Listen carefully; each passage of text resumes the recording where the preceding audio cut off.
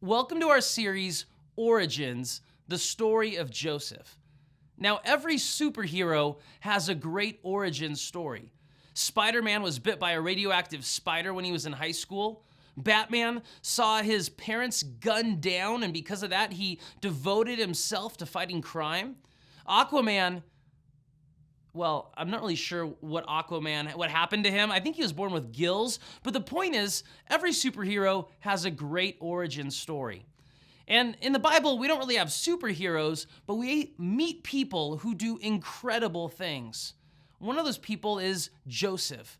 God uses Joseph to do amazing things in the Bible. In fact, what we find is that God uses Joseph to rescue God's people, to rescue the people of Israel. But all the chapters in the Bible that are devoted to the story of Joseph, most of them don't focus on how Joseph saved Israel. In fact, most of the stuff we have about Joseph in the Bible focuses on his origin, where Joseph came from. And there's a very particular reason for this. It's because the Joseph story teaches us that the choices we make today will influence the person we become in the future. The choices that you make as a teenager will affect the kind of person you become in adulthood. You know, maybe you think you go through life now as a teenager and you just kind of make choices at random and it really doesn't matter how you live your life. But what you're going to learn from Joseph, and when we meet Joseph, he was a teenager, you're going to find that his decisions, the lessons he learned, the things he experienced, and the way that he related to God affected the kind of person he became as an adult. That at the end of all that he learned from God, he became the kind of person who was able to rescue all of God's people. And so as we look at Joseph's origin story, I want you to see how God can transform your life as you allow him to work in your life as he worked in Joseph's life. Now in this lesson, we're going to start with adversity. We're going to see how Joseph learned to deal with adversity. Every superhero needs adversity, right? Batman had the Joker, Spider-Man had a slew of villains. Joseph faced some adversity, and that's kind of how his story begins. So let's go ahead and open up our Bibles and turn to Genesis 37. We first meet Joseph in Genesis 37, verse 2, and here's what we find. When Joseph was 17 years old, he often tended his father's flocks. He worked for his half-brothers, the sons of his father's wife, Bilhah and Zilpah. But Joseph reported to his father some of the bad things his brothers were doing. Like I said earlier, we first meet Joseph when he's 17 years old. And so he's a teenager, and what we find is that Joseph was an average kid from a dysfunctional family. You see, Joseph didn't start off as a superhero. He wasn't like some guy who walked on water and just did all these miraculous things and was never affected by life. You see that Joseph was a regular teenage kid who came from a very messed up family. Now, how messed up was his family? Well, in his home, there were 4 mothers. There were 4 moms because his dad was married, or at least had kids with 4 different women. And so Joseph had all these brothers, and all these brothers created all sorts of drama in his life, drama in the home. And what we see is that Joseph was actually kind of an arrogant kid. He was an arrogant kid because he was his dad's favorite.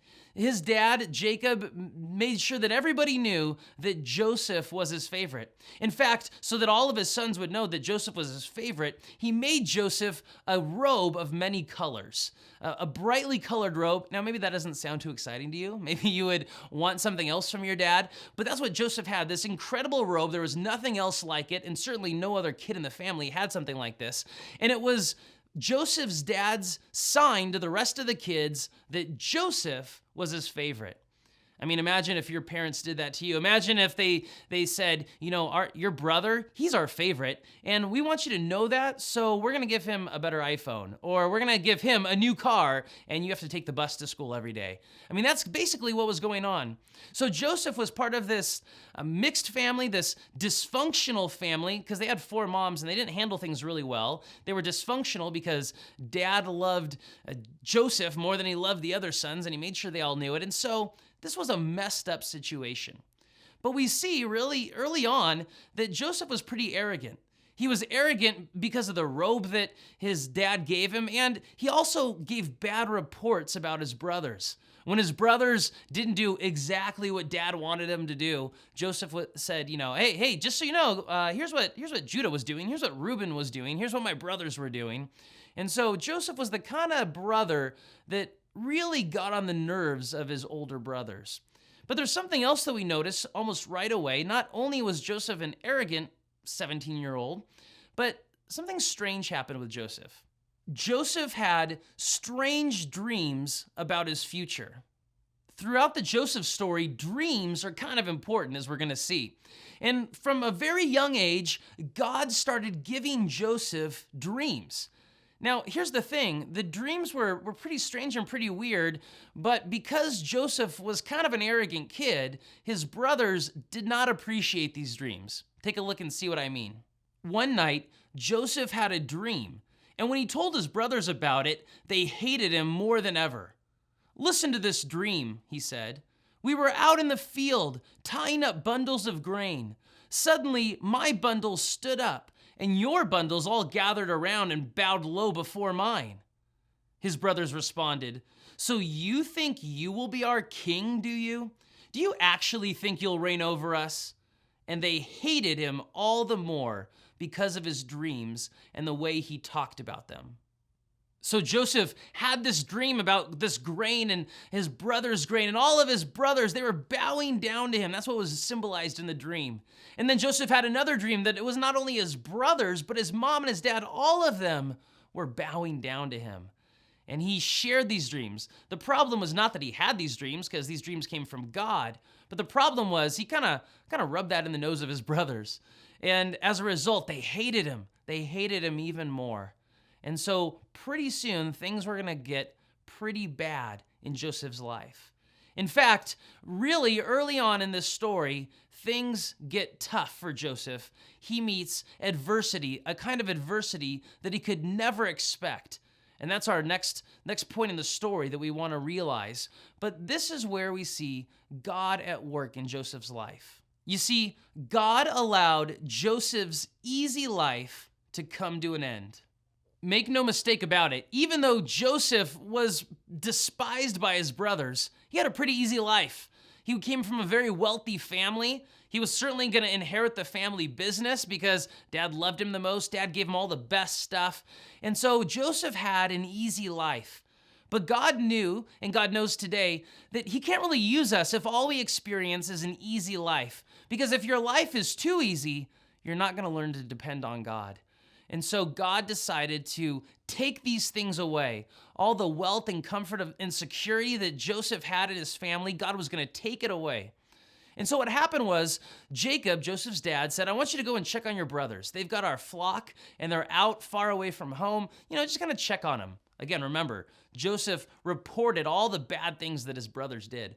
So Jacob sends out Joseph to his brothers, and then his brothers see him coming. And they decide this is the time to get rid of Joseph. They see that brightly colored robe coming, and they say, this is the time that we can be rid of Joseph once and for all. And so they debate, should we kill our brother? What should we do with him? And so he comes and they beat him up, they take off his robe, they throw him into a cistern, they throw him into a dry well, and they try and figure out what they're gonna do. And here's what they come up with. Judah said to his brothers, "What will we gain by killing our brother? We'd have to cover up the crime. Instead of hurting him, let's sell him to those Ishmaelite traders. After all, he is our brother, our own flesh and blood." And his brothers agreed. So when the Ishmaelites, who were Midianite traders, came by, Joseph's brothers pulled him out of the cistern and sold him to them for 20 pieces of silver. And the traders took Joseph to Egypt. So Joseph's brothers, they have maybe a slight sense of compassion. Really what they say is, what would happen to us if we kill our own flesh and blood? I mean, it's one thing to murder some random dude, but to murder your own brother, that's even a little harsh for us, is kind of what they said. So here's what we're going to do. We're going to sell Joseph into slavery. We'll sell him to those Midianites, those Ishmaelite traders. And that's what they did. For 20 pieces of silver, they sold their brother into slavery, and off he went to Egypt. And they thought, well, that's the end of him. And so what they did was they took Joseph's robe, they killed a wild animal, they sprinkled and spread blood all over the robe, and they went back to their dad and said, "Dad, is this your favorite son's robe?" Kind of rubbing it into Dad, your favorite son's robe. And Jacob says, "Yes, this is my son. He must have been killed by wild animals." And the brothers, they think they've gotten away with the perfect crime. And now poor Joseph is off in Egypt experiencing slavery.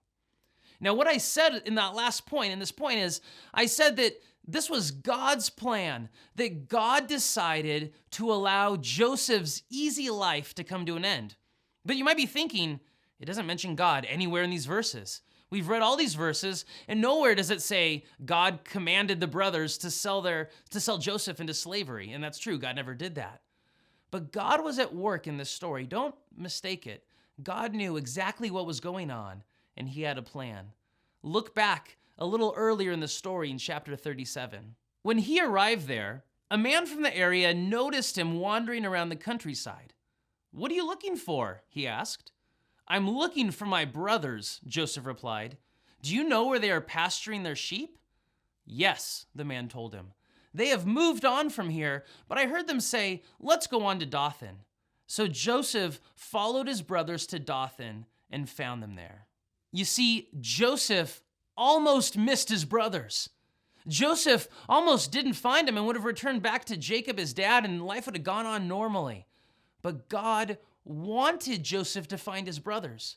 God wanted Joseph to experience adversity because it was only in adversity that Joseph would learn an important lesson. And so God engineered it, I believe, that he would just meet that random man who had seen Joseph's brothers and could point him in the direction that he needed to go. You see, God will bring adversity into your life. I mean, that's what happened. God brought adversity into Joseph's life to teach him something. And God will allow adversity into your life. Now, if someone hurts you, someone sins against you, certainly God does not want that. But God will allow adversity into your life to teach you a lesson. I don't know what adversity you face. There's a lot of adversity you can face as a student. Maybe your adversity is in your family. Perhaps your parents just got a divorce or are about to get a divorce, and you're experiencing all the pain, all the trauma, all the adversity that goes along with that. Maybe you've recently moved and you had to leave a group of friends and family and a place that you knew, and now you're in a different place and it's all so weird to you, and you feel that adversity. Maybe you're experiencing adversity in your relationships with your friends. For whatever reason, you're just not getting along with your friends like you used to, or your siblings like you used to. Or maybe you have adversity at school. School is just a real struggle for you, and it's hard, and it's frustrating, and it's causing a lot of drama in your life. Or maybe your sports team or some activity, some club that you're part of is bringing a lot of stress and a lot of adversity into your life. You need to understand, God never promised an easy life. We're going to see that more and more in Joseph. God never promised an easy life because God allows us to experience adversity because that's what's going to form us into the kind of people that God can use in the future. We need to go through adversity. And so there's a very important lesson that you and I need to learn. When you experience adversity, there's a very important lesson to learn, and here's what it is. Adversity is an opportunity for you to depend on God. You see, real adversity, the kind of adversity that Joseph experienced, having your brothers sell you into slavery, going off to Egypt, and we're going to see all of that experience of what it was like, that's real adversity. And in that adversity, what was Joseph's only hope? He couldn't call home. He couldn't even let everyone know he's alive. All he could do was depend on God. All he could do was to hope in God. And you, at some point in your life, maybe even in your teenage years, you're going to face real adversity. And in your adversity, in your tough moment, you are going to have to learn to depend on God. Your parents can't save you. Your friends can't save you. You can't save yourself. Only God can save you. Only God can rescue you. I mean, that's how it is for salvation, right? Only God can rescue us. We can't save ourselves. Only Jesus can save us. And so in closing, I want to share with you one verse. There's many verses that kind of summarize what God will do for us and our attitude. But it's a verse that God gave to his people many years ago, not too long after the time of Joseph. In Deuteronomy, God told this to his people: "Don't be afraid or discouraged, for the Lord will personally go ahead of you. He will be with you. He will neither fail you nor abandon you." I'm sure some of you are going through real adversity right now. And I want you to know that if you've put your faith in Jesus for the forgiveness of your sins, if you're a Christian, God has not abandoned you through your adversity, through your tough times. In fact, God is walking with you every step of the way. God is with you. God is by your side. In fact, God is leading you and guiding you. Adversity is an opportunity for us to depend on God. That's what Joseph learned, and that's what we can learn too.